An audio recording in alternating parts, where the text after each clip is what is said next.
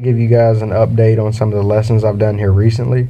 I've learned some very key pointers that I thought would really help me in the future, because I'm thinking about opening, not thinking, I'm gonna open several businesses in my future. So I found this really helpful, because I wouldn't want to take some money that I've taken a long time to accumulate and put it into a company that, I just put $500,000 into a company and I lost half of it because I didn't understand what I was getting myself into.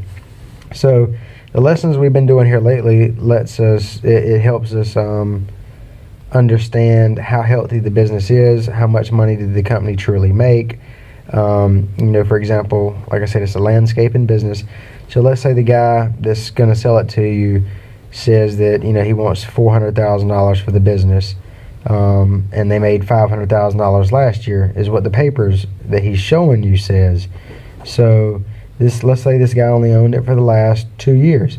Well, the documents that he gives you that you think that you're looking at legitimate stuff or recent stuff or whatever, is really from 3 years ago when the previous owner had the business.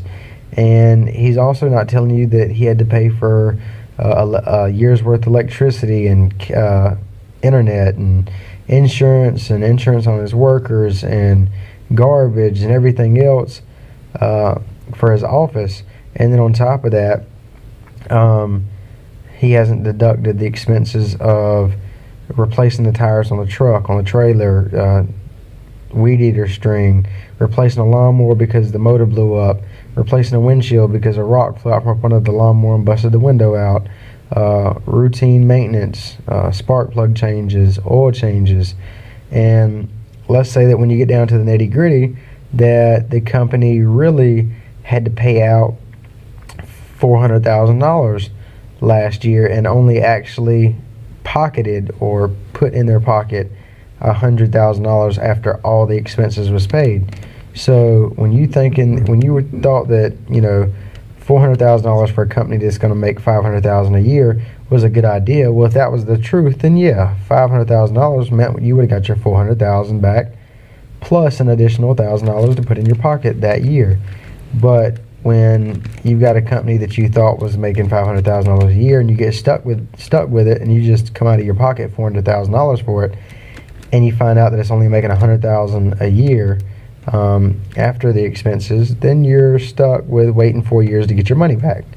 So again, we've learned some very important stuff, and I just wanted to share that with you guys. So head over and look at some of the Qopolis videos. It's on YouTube. Browse around, look, and you can see some of the things that we're learning and how we're being helped with our Qopolis classes. Thanks.